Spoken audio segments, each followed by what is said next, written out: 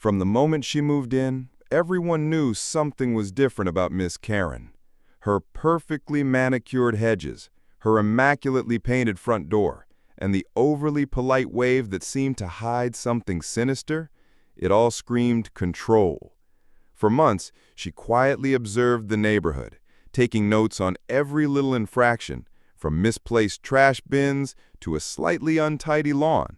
But no one realized the real storm was brewing until my dog came into the picture. I had lived in my home for nearly a decade. It was modest, but it was mine. And my golden retriever, Max, had been my loyal companion for 5 years. He wasn't just a pet, he was part of the neighborhood fabric. Kids played with him after school, seniors waved to him from their porches. He had a routine and a reputation as the friendliest dog around. Everything was peaceful until Karen decided that Max was a problem. It started with subtle complaints. A note left in my mailbox about barking, another one about paw prints on the sidewalk.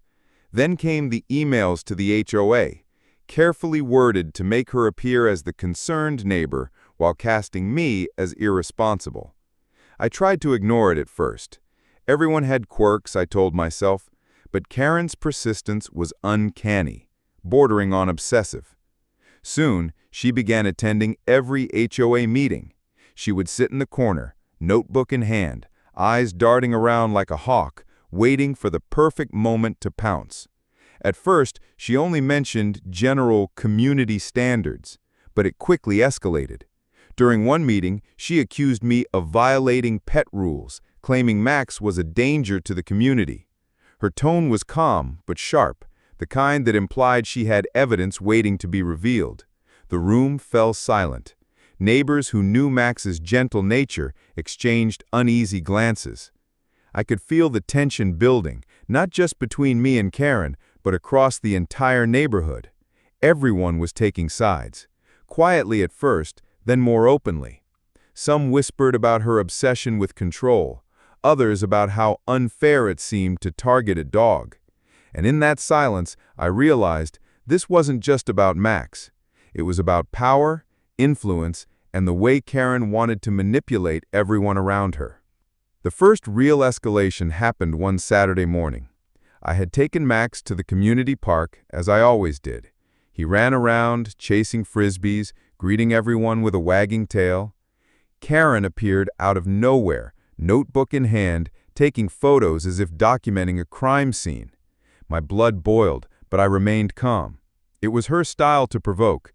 Still, I couldn't shake the feeling that this would just be the beginning. By the end of the week, letters arrived from the HOA. They cited pet disturbances and potential safety hazards and suggested fines. My neighbors murmured support, but the formal tone of the letter felt like a threat. Karen had weaponized the rules of our community. It was subtle, bureaucratic, and ruthless. Every document, every email, every casual complaint she made was a calculated strike. I realized then that ignoring her wouldn't work. This wasn't going away. I spent nights thinking, planning, and considering my options. Max was more than a pet. He was family. And if Karen thought she could bully us out of existence, she had another thing coming. I knew I needed a strategy that didn't just defend Max, but would shift the narrative. That's when the idea hit me, not to confront her with anger, but to make Max so indispensable to the neighborhood that Karen's accusations would crumble under the weight of the truth. As I sat in my living room looking at Max sprawled lazily on the rug, I realized something important. Karen had underestimated the bond between a community and its unassuming hero. And if I played my cards right, Max wouldn't just survive her attacks, he could become the one the whole neighborhood rallied around. The following week, I began paying closer attention to everything happening in the neighborhood. Max and I took our usual morning walks, but now my eyes were open to subtle dangers others overlooked. A loose gate at the corner house, a car left running near the park, a stray toddler wandering too close to the busy street. Little incidents, almost invisible, but I began quietly guiding Max to each one. It started small. Max barked at the loose gate when the Johnsons were outside. Later, he alerted me to a fox stuck in a neighbor's shed. The neighbors were impressed, but no one realized the scale of what was happening yet. Karen, meanwhile, continued her silent campaign. Complaints piled up, emails about barking, notes about Max being too active, social media posts implying he was a menace. She had no idea that the more she tried to paint him as a nuisance, the more evidence stacked in our favor that Max was a guardian in disguise. Then came the real turning point. One afternoon, as Max and I were walking near the park, a bicycle crash occurred. A young boy had lost control and fell hard, hitting his head. Max instinctively ran over, barking for attention, drawing the eyes of nearby adults. His presence bought crucial seconds until someone could call 911. The entire incident was caught on a neighbor's security camera. Within hours, footage circulated quietly in private community groups. Max's heroism was undeniable. Karen was livid. Her careful narrative of Max being a hazard began to unravel as neighbors quietly praised him in hushed conversations. What she didn't account for was how people respond when they see tangible proof of kindness, bravery, and loyalty. Max had become a symbol of protection, someone the neighborhood couldn't ignore. Encouraged, I expanded Max's role. I began keeping a closer watch on the neighborhood, alerting delivery drivers to tricky turns, nudging lost pets back home, even subtly preventing minor accidents. Every action was natural for Max, yet every gesture reinforced the perception that he wasn't a liability, he was essential. Word began to spread. What started as whispers became casual acknowledgments on walks, then informal posts on community boards. Max was a hero, and everyone, except Karen, seemed to notice. Karen's attacks intensified in response. She organized formal complaints to the HOA, claimed she witnessed Max misbehaving, and even attempted to rally other residents against us. But every attempt backfired. Max's acts of vigilance and protection were now public knowledge, and her credibility began to erode. What could she argue against a dog that saved a child, prevented accidents, and helped neighbors?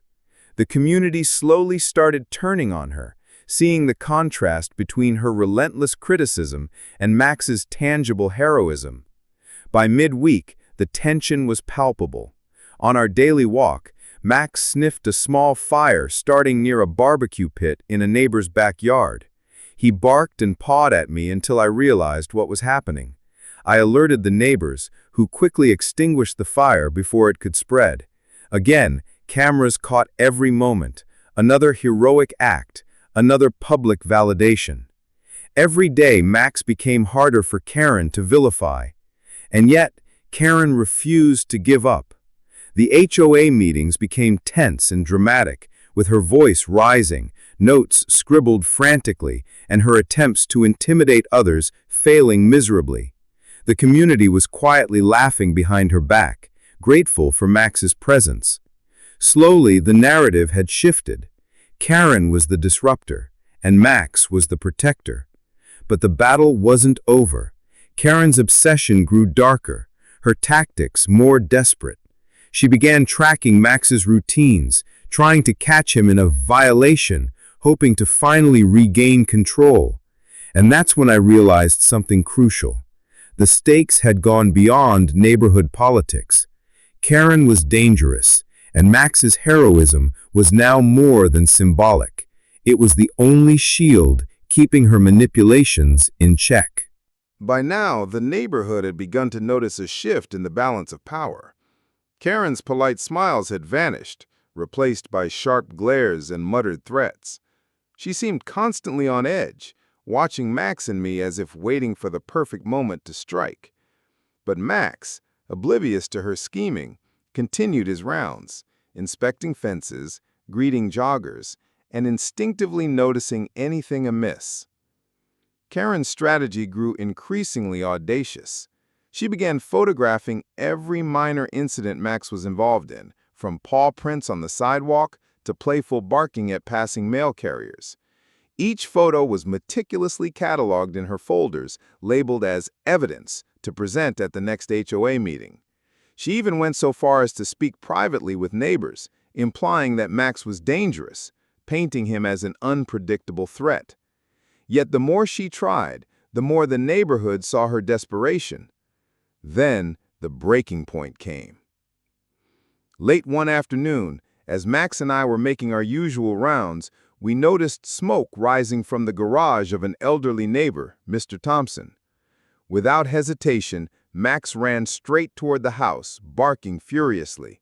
I followed, calling for help.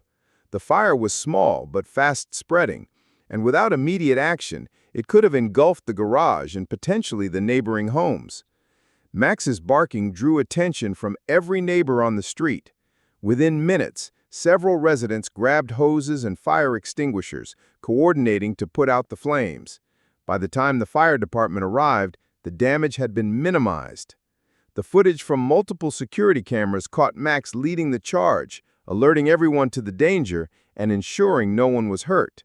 His heroism was undeniable, visible, and viral in the neighborhood group chats. Karen's reaction was explosive. She stormed to the HOA office demanding immediate action against Max, accusing me of negligence. But for the first time, no one listened. The community had seen the evidence firsthand. Parents recounted how Max had helped their children. Neighbors spoke of how he had prevented accidents. And even HOA board members began questioning her motives. Karen's credibility was crumbling. Yet she was relentless. She organized a neighborhood safety audit, ostensibly to highlight Max's danger, but the event backfired spectacularly. Max, ever vigilant, assisted in minor emergencies during the audit: a loose power line, a runaway ball near the street, and a lost dog reunited with its family. By the end of the day, the narrative had fully flipped. Karen appeared petty and obsessive, while Max's actions were lauded as essential for community safety. That night, as I sat with Max on the porch, reflecting on the events, I realized the power of perception. Karen's attempts to control the narrative had failed because Max's deeds were tangible, visible, and impactful. Actions, it seemed, spoke louder than rules or accusations. But I also knew Karen wouldn't give up quietly. The final confrontation was coming, and the community's patience with her manipulations was thin. The final HOA meeting arrived with a sense of anticipation so thick it was almost tangible. The room was packed. Residents leaned forward in their seats, some whispering about past incidents, others exchanging glances filled with amusement and anticipation. Karen entered, confident, carrying her binder filled with complaints and photos, ready to make her case. But the atmosphere had changed. She wasn't walking into a room of fearful neighbors. She was walking into a room of witnesses. Her presentation was precise, almost surgical. She outlined every complaint, every supposed incident involving Max, each accompanied by photos she hoped would sway the board. But as she spoke, one by one, residents rose to counter her claims. Parents recounted how Max had safely escorted children across streets. Elderly neighbors shared stories of his vigilance during emergencies. Security camera footage played on a large screen, showing Max's heroism in full detail. The boy's bicycle crash, the fox in the shed, the barbecue fire, the garage flames. Every accusation she made was undermined by the evidence she couldn't control: Max's actions. Karen's frustration became palpable. Her notes were no longer impressive, they were petty. Her once commanding tone faltered as board members asked pointed questions. Was Max involved in any incident that caused actual harm? How many neighbors have witnessed dangerous behavior? Each answer chipped away at her credibility. The room was united, and the contrast between her obsession and Max's undeniable heroism was glaring. By the end of the meeting, the outcome was clear.